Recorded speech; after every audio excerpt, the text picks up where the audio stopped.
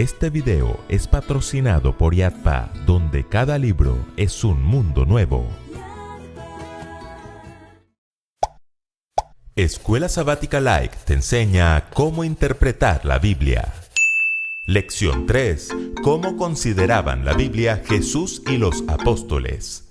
Todos enfrentamos la vida con diferentes armas. El arma de un abogado son las leyes, el de un carpintero, el martillo y el serrucho. El arma de un músico es su instrumento. Y el arma de un niño es su sonrisa. Así es, pero hay un arma secreta que está por encima de todas las demás. Una que nos da sabiduría para enfrentar cada momento de nuestras vidas, sea bueno o sea malo, y que puede ser usada por el abogado, el carpintero, el músico, el niño o el anciano.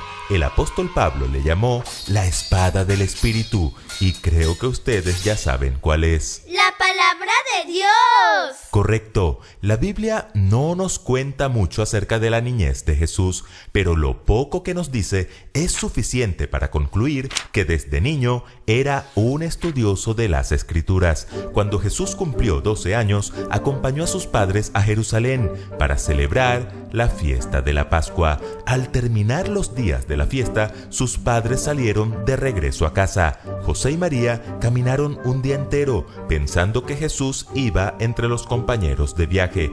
Después lo buscaron entre los familiares y conocidos, pero no lo encontraron. Entonces volvieron a Jerusalén para buscarlo, tardando un día más en su regreso. Al día siguiente encontraron a Jesús en el templo, en medio de los maestros de la ley. ¿Y qué hacía Jesús ahí? Escuchaba a los maestros y les hacía preguntas, pero los maestros también le hacían preguntas a él, y todos estaban admirados de su inteligencia y de las respuestas que daba a las preguntas que le hacían. ¡Claro! Porque era un experto en la palabra de Dios. Sí, y eso que solo tenía 12 años. Cuando tuvo 30, después de ser bautizado por Juan, fue llevado por el Espíritu al desierto de Judea, donde en su condición humana más débil fue tentado por Satanás. Pero Jesús usó su arma secreta. Cuando fue tentado por el apetito, escrito está: no solo de pan vivirá el hombre, sino de toda palabra que sale de la boca de Dios. Ante la tentación por la presunción, escrito está también: no tentarás al Señor tu Dios. Y finalmente, al verse tentado con los reinos y la gloria del mundo, vete, Satanás,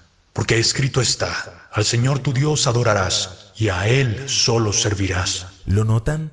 Para cada ocasión hubo un escrito está. Y así fue que con la espada del Espíritu, que es la palabra de Dios, logró vencer al león rugiente, haciéndolo huir como un temeroso gatito.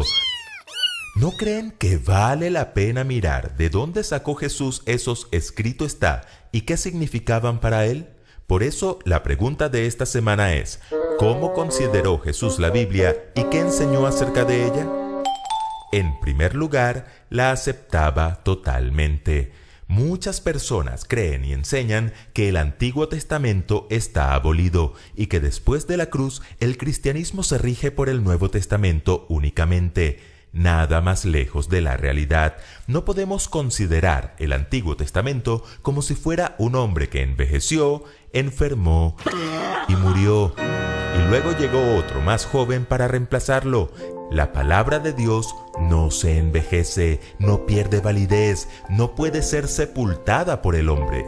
Cuando el salmista escribió: para siempre, oh Jehová, permanece tu palabra, aún no existía el Nuevo Testamento. Cuando Isaías escribió que la hierba se seca y la flor se marchita, mas la palabra del Dios nuestro permanece para siempre, lo que se conocía como palabra de Dios son los libros que hoy hacen parte del Antiguo Testamento. La escritura que Jesús estudió desde niño, con la que se sostuvo y predicó durante todo su ministerio terrenal, es lo que hoy conocemos como el Antiguo Testamento.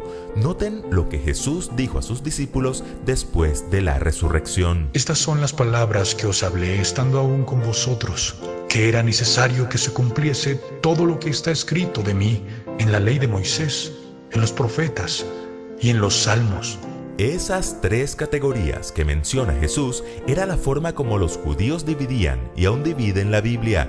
La ley es la Torá, compuesta por los 5 primeros libros de la Biblia que fueron escritos por Moisés. Los profetas son los Neviim, 8 libros donde destacan los escritos de los profetas mayores y menores, y lo que Jesús llamó los Salmos era una forma común de referirse a los escritos o los Ketubim, compuestos principalmente por los libros poéticos e históricos. Es decir, lo que Jesús les está diciendo a sus discípulos es que lo que Él estudió y enseñó toda su vida fue la totalidad de la escritura conocida hasta ese momento, nuestro amado Antiguo Testamento, lo que los judíos llaman la Tanakh, que no es más que un acróstico con las iniciales de las 3 categorías mencionadas. ¿Acróstico? ¿Qué es eso? Es cuando con las iniciales de las palabras armamos otra o damos un mensaje. Por ejemplo, la palabra paciencia la podríamos definir como preservar el amor y la comunión incluso en cuarentenas insoportables y aburridas. El Antiguo y el Nuevo Testamento son las columnas sobre las que descansa el Evangelio. Si quitamos una de esas columnas, el Evangelio se tuerce. En segundo lugar, la tenía como norma de vida. Es común escuchar que Jesús vino a dar nuevas normas y leyes, aboliendo así los mandamientos dados por Moisés y los demás profetas. Pero en el Sermón del Monte Jesús declaró: No penséis que yo he venido a poner fin a la ley de Moisés y a las enseñanzas de los profetas. No he venido a ponerles fin, sino a darles su verdadero sentido. Jesús entendía las Escrituras como la norma de vida por la cual Él se regía, y nosotros debemos regir nuestras vidas. Cuando Él decía: Oísteis que fue dicho, no cometerás adulterio. Pero yo os digo que cualquiera que mira a una mujer para codiciarla, ya adulteró con ella en su corazón. No estaba dando nuevas instrucciones, sino dándole el verdadero sentido a lo ya escrito. Y al ser interrogado sobre la norma más importante, amarás al Señor tu Dios con todo tu corazón, y con toda tu alma, y con toda tu mente, y amarás a tu prójimo como a ti mismo. Jesús recurrió nuevamente a las Escrituras y de hecho concluyó su respuesta diciendo que de estos 2 mandamientos depende toda la ley y los profetas. En tercer lugar, la consideraba como real y verdadera. Además de aceptar la totalidad de la Biblia como palabra de Dios, base de toda doctrina y norma autorizada para nuestra vida, Jesús la consideraba un libro histórico. Muchos dicen que el relato de Adán y Eva no es más que un mito o que la historia del arca de Noé es tan solo una fábula, pero en Marcos 10:6 Jesús se refirió a Adán y Eva como personas reales, y en Lucas 17:26 y 27 habló del arca de Noé como una historia real. De igual manera, habló de Sodoma y Gomorra, la mujer de Lot, Elías, Eliseo, Jonás y muchos otros. O sea que a Jonás de verdad se lo tragó un pez. Y también es verdad que lo vomitó. ¡Qué asco! Así es, se refirió a sus personajes como personas reales, que vivieron en lugares reales y que se involucraron en hechos reales. No tiene sentido llamarnos cristianos si no creemos en aquel que dijo: santifícalos en la verdad. Tu palabra es la verdad. Y en cuarto lugar, enseñó a obedecerla y a predicarla. Los escritores del Nuevo Testamento, siguiendo el mandato de Jesús, abordan la Biblia de la misma forma que su maestro. No encontramos nada en ninguna parte que estos hombres hayan hecho o dicho que desafíe la autoridad o la autenticidad de cualquier parte de la Biblia.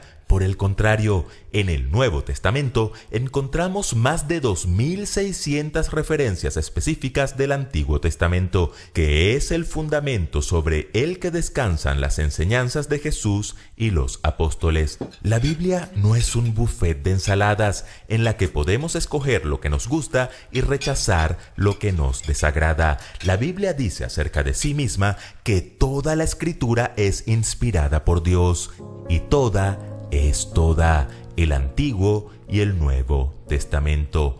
Fue por el poder de la palabra que fueron creados los cielos y la tierra en el Antiguo Testamento. Fue por el poder de la palabra que Cristo venció la muerte, resucitando al tercer día en el Nuevo Testamento. Y ese mismo poder de la palabra está disponible para nosotros hoy, para liberarnos, para restaurarnos, para darnos paz, seguridad, salvación y vida eterna. Porque, paradójicamente, tanto en el Antiguo como en el Nuevo Testamento está escrito que la hierba se seca, la flor se cae, mas la palabra del Dios nuestro permanece para siempre. Escuela Sabática Like les invita a seguir estudiando juntos esta serie titulada Cómo interpretar la Biblia. Te invitamos a adquirir el mejor libro para complementar estos estudios, Entender las Sagradas Escrituras, escrito por George W. Reed. Adquiérelo en IATPA Librería. Visita tu librería más cercana. Ahora podrás saber cuánto aprendiste con el test Nivel Caleb. Espéralo, suscríbete y comparte. Recuerden que juntos podemos crecer más.